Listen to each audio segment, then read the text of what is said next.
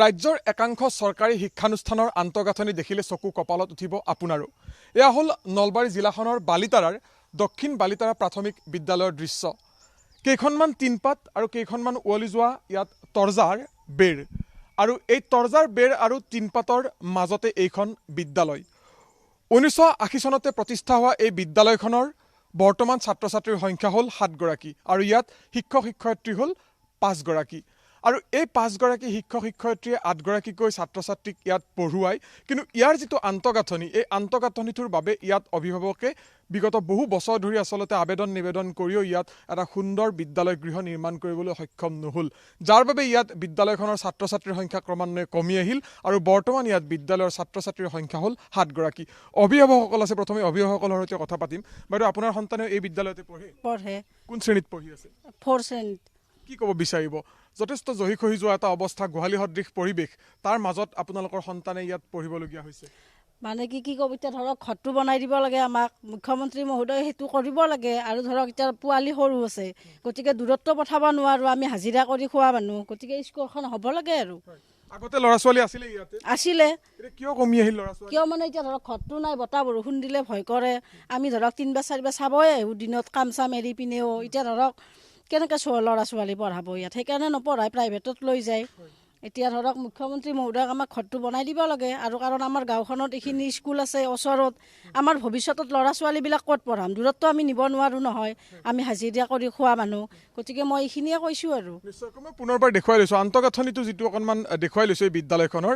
মই কৈছোঁৱে যে কেইখনমান ইয়াত মামৰে ধৰা টিনপাত আৰু ইয়াত থকা যি তৰ্জাৰ বেৰ, উৱলি যোৱা তৰ্জাৰ বেৰৰ মাজত ইয়াত কেইবাগৰাকীও শিক্ষক শিক্ষয়িত্ৰীয়ে ইয়াত 7 গৰাকীকৈ ছাত্ৰ ছাত্ৰীক পঢ়ুৱায়। বাইদেউ, আপোনাৰ ওচৰলৈ আহিছোঁ। আপোনাৰ সন্তানে এই বিদ্যালয়তে পঢ়ে?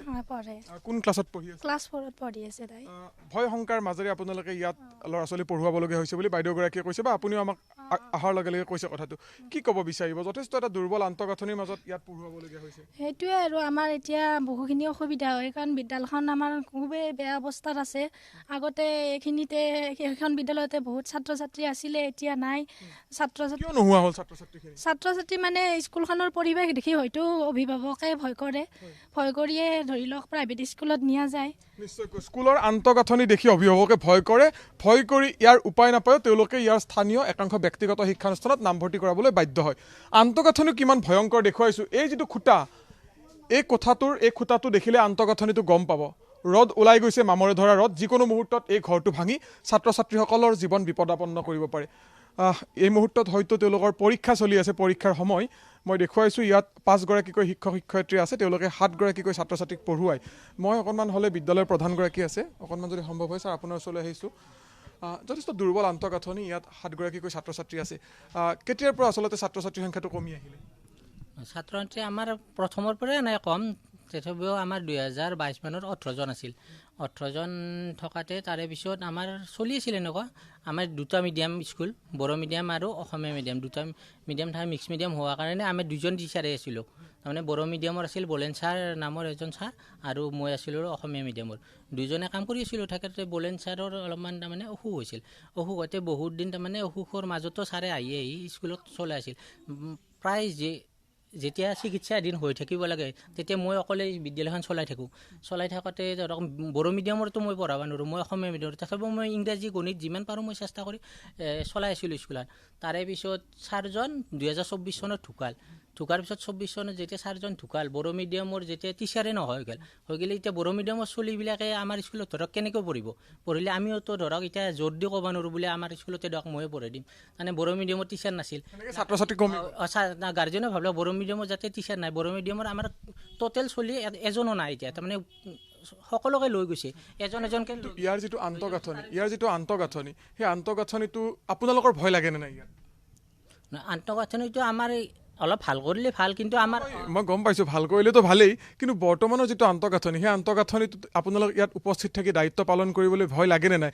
এই কণ ছাত্ৰ ছাত্ৰী 7 গৰাকী, যেতিয়া বতাহ আহে বৰষুণ আহে তেতিয়া আমাৰ অলপ ভয় লাগে। কাৰণ মই দেখুৱাইছোঁ এই যিটো খুঁটা, মই কৈছোঁ যে ইয়াৰ কেইবাটাও খুঁটা জহি খহি অৱস্থা নাইকিয়া। এই খুঁটাটো মন কৰক, যিকোনো মুহূৰ্তত এই খুঁটাটো ভাগি ইয়াত বিপদ ঘটাব পাৰে। গতিকে এনে এটা পৰিৱেশত এখন চৰকাৰী শিক্ষানুষ্ঠানত কোন অভিভাৱকে আচলতে নিজৰ সন্তানক পঢ়োৱাৰ তেওঁলোকে দায়িত্ব দিব বা শিক্ষক শিক্ষয়িত্ৰীসকলে ইয়াত কি সাহসত আচলতে ছাত্ৰ ছাত্ৰীক পঢ়ুৱাব সেয়া এটা ডাঙৰ প্ৰশ্ন এয়া হ'ল নলবাৰী জিলাখনৰ বালিতাৰাৰ দক্ষিণ বালিতাৰা যি প্ৰাথমিক বিদ্যালয় সেই প্ৰাথমিক বিদ্যালয়ৰ দৃশ্য বৰিগোগ বনভাগ শিক্ষা খণ্ডৰ অন্তৰ্গত এই বিদ্যালয়খনৰ এই আন্তঃগাঁথনি এতিয়া চকু কপালত উঠাইছে যি সচেতন সেই সচেতন মহলৰ বাইদেউ এগৰাকী আছে বাইদেউ আপোনাৰ ওচৰলৈ আহিছোঁ ভয় লাগেনে নাই মই সেইটোৱে প্ৰশ্ন ছাত্ৰ ছাত্ৰীসকলক পঢ়ুৱাই নিশ্চয় আচলতে আমি এগৰাকী শিক্ষক হিচাপে এটা সুন্দৰ পৰিৱেশৰ মাজত ছাত্ৰ ছাত্ৰীক শিক্ষাদান কৰিব বিচাৰোঁ কিন্তু মোৰ প্ৰায় এবছৰ হ'বৰ হ'ল আচলতে মই বহুত ইয়াৰ পৰা আৰু 25 কিলোমিটাৰ আঁতৰ এখন বিদ্যালয়ত আছিলোঁ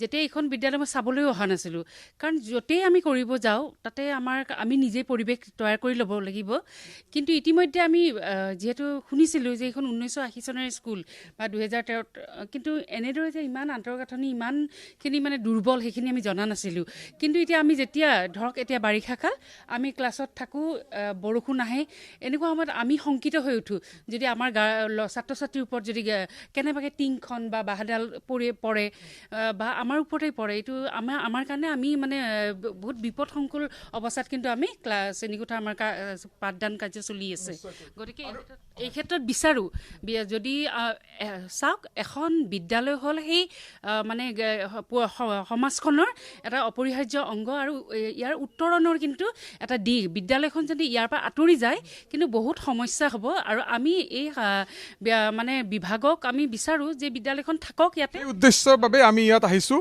কাৰণ মই দেখুৱাব বিচাৰিছোঁ বাইদেউক ধন্যবাদ জনাইছোঁ মই দেখুৱাব বিচাৰিছোঁ যে চৰকাৰী বিদ্যালয়ৰ এই আন্তঃগাঁথনি যি আন্তঃগাঁথনিত নিজৰ সন্তানক নিজৰ কণমানি মৰমৰ সন্তানক অভিভাৱকে পঢ়ুৱাবলৈ হাজাৰবাৰ চিন্তা কৰিব লাগে যাৰ বাবে এই বিদ্যালয়খনত ছাত্ৰ ছাত্ৰীৰ সংখ্যা কমি আহিছে আৰু ছাত্ৰ ছাত্ৰীৰ সংখ্যা কমি অহাৰ বাবেই আচলতে এই বিদ্যালয়খন এতিয়া ইয়াৰ পৰা আচলতে অন্য স্থানলৈ স্থানান্তৰিত হোৱাৰ বা এই বিদ্যালয়খন মৃত্যুমুখত পৰাৰ এক প্ৰকাৰ সম্ভাৱনা বা আশংকাই দেখা দিছে কিন্তু স্থানীয় ৰাইজে ক'ব বিচাৰিছে অভিভাৱকসকলে ক'ব বিচাৰিছে যে এই বিদ্যালয়খন এই স্থানতে ৰখা হওক কাৰণ 1980 চনতে প্ৰতিষ্ঠা কৰা এখন শিক্ষানুষ্ঠান যিখন শিক্ষানুষ্ঠান ইয়াৰ অগ্ৰণী কেইবাগৰাকীও আচলতে ব্যক্তিৰ নেতৃত্বত প্ৰতিষ্ঠা হৈছিল গতিকে এই শিক্ষানুষ্ঠানখন যাতে এখন সুন্দৰ শিক্ষানুষ্ঠান হিচাপে গঢ় দিব পৰা যায় ইয়াৰ আন্তঃগাঁথনি যাতে উন্নীতকৰণ কৰা হয় তাৰ বাবে চৰকাৰে যাতে ব্যৱস্থা গ্ৰহণ কৰে অন্যথা এই শিক্ষানুষ্ঠানখনৰ দৰে যদি আন শিক্ষানুষ্ঠানসমূহৰ আন্তঃগাঁথনি দুৰ্বল হৈ পৰে তেতিয়াহ'লে চৰকাৰী বিদ্যালয়লৈ শিক্ষাৰ্থীক কিয় আহিবলৈ দিব নিজৰ অভিভাৱকে সেয়া এটা ডাঙৰ প্ৰশ্ন চৰকাৰে যদি কয়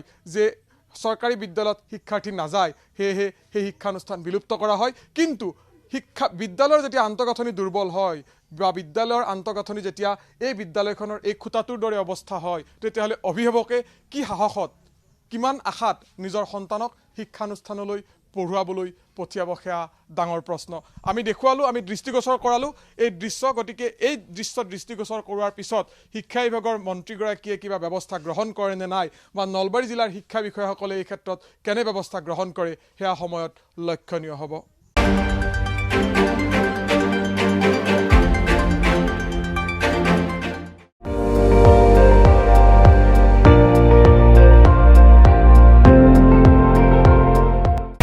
আপুনি চাই আছে ND24 সৰ্বশ্ৰেষ্ঠ নহয় সৰ্বোত্তমৰ দৌৰত